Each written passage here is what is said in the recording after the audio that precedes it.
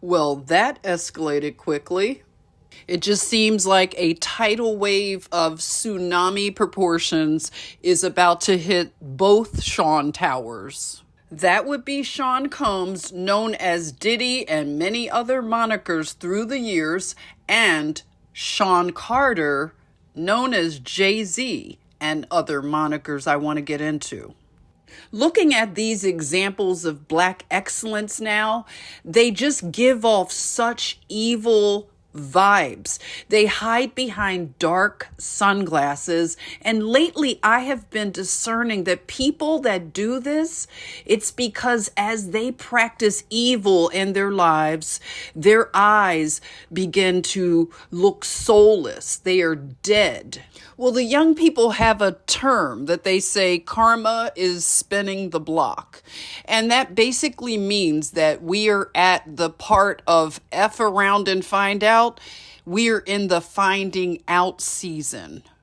As I've said previous, these two Seans, they have played the most dirty, corrupt, low down, sneaky industry games, and they have blackballed other performers. They've stopped the bags of others, and they've unalived others, allegedly. All while enjoying a good kiki from being the villain. But the day is now here that the factions within the music and entertainment industry are crashing out and fighting each other. Well, Onika Petty has entered the chat. You know her by the stage name Nicki Minaj. Let me just explain briefly. She is activated right now on X or Twitter, and she has beef with the Seans. It started with a major slight that Jay-Z, Sean Carter, did against her camp. And it has to do with the entertainment that is going to happen at the Super Bowl. And it's a long story, but it caused a beef.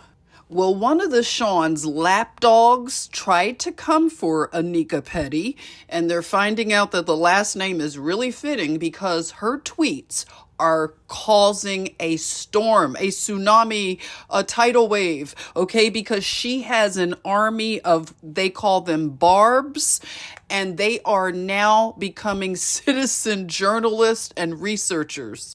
And let me tell you, the mistake of Goliath, the pride of moguls and people that think they are so high and mighty, do not laugh at this group of barbs, these young people right here. They may look silly to some, and people may underestimate the power of the so-called small person, the underdog. But let me tell you, these are the very people that will bring down a giant, a mogul, like the Seans, because they are going to dig and find things. They are better than any agency, okay? CIA has nothing on them. Scotland Yard needs to hire a lot of them. I want to go back to this particular tweet in which Onika, she mentions, "Fix it, Jesus, enough is enough." Do we not really feel those words at this moment? And by now, it should come as no surprise that the music industry is based on people that literally worship the devil, Luciferians, and the two Seans are prime examples. Diddy's dead girlfriend has a book floating out there. There are excerpts, and I'm not sure how to authenticate it, but I just want to bring this one thing that highlights what I'm saying. And this is from her book, in which she is saying that Diddy, he was practicing voodoo and putting curses on people. And this could explain why Diddy chose to have a tattoo on his back of a Haitian deity. A while back, I was following some threads on X in which the Haitian community was expressing that the tattoo on Diddy's back is a protector of children. And some of them warned that this is why he is going through hell right now. He chose the wrong one to mess with. This is, like I said, find out season. He chose a Haitian deity that he probably has no idea about, because a lot of people dabble in things that they don't understand. And a lot of times it's like, would you invite at a party everybody that you know? No, because not everybody gets along. And this is something people don't understand about the spiritual world. Not all of those spirits that people mess around with get along with each other. And when people start to invite them to their parties, okay, they're going to have chaos and they're going to catch hell. So right now it's backfiring, because this deity protects children. Okay, key word, children. And that's the part a lot of us are not ready to face. The very brutal truth of what these people have been doing to children. And a lot of us have been crying in the wilderness that this has always been about children. And this determines what kind of people we are if we don't care about our children and these predators that are trying to normalize child abuse. And I've often brought up the hypocrisy of when abuse happens to boys and how there's this silence. People don't believe them. And it hurts me so much in my heart, because I grew up with a boy that went through abuse in Philadelphia. And through my learning about what he went through, I learned that there is a PDF file group or ring in Philadelphia among the Black Boule men, and they traffic children over to New Jersey, and they have freak-offs. Yes, this was something that almost shattered my heart when I learned about this. Now, I'm not going to take the time to get into that right now, but I just want to park that right there to say that there is deep hypocrisy when abuse happens to little boys.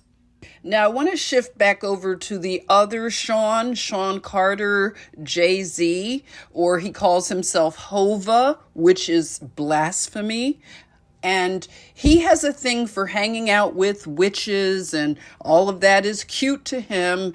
And he likes Marina. They do weird and creepy rituals. His wife has blasphemous lyrics he does in their music. I mean, if you were to take them to the courts of heaven with their lyrics alone, they would be guilty of blasphemy, and that would be just the least of it.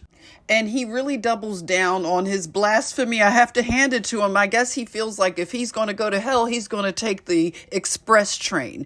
I mean, the guy has a museum. Talk about a narcissist, a museum called the Book of Hove. And it's supposed to just put him on some pedestal for people to worship. And I guess it's pretty, I don't know. It's all flopping. That's the interesting thing about it. He and his wife, all of their ventures and trying to just extract money out of the Black community, it's just flopping left and right. And who could forget his really super creepy Last Supper type of mockery he did at one of those Grammys? I mean, this guy, he really has it in for the Most High Yah, but he's going to really find out very soon. I just want to wrap this one up by saying that, again, remember the power of just a few. And you look at the Barbs and how they amplify their voices. That can be the same with the children of Yah. We need to amplify our voices and our prayers and supplications, because we are way more powerful. The power of the darkness is nothing compared to the power of the light. The demons tremble at the name of Jesus Christ, Son of the Most High Yah. All praises be to the Most High.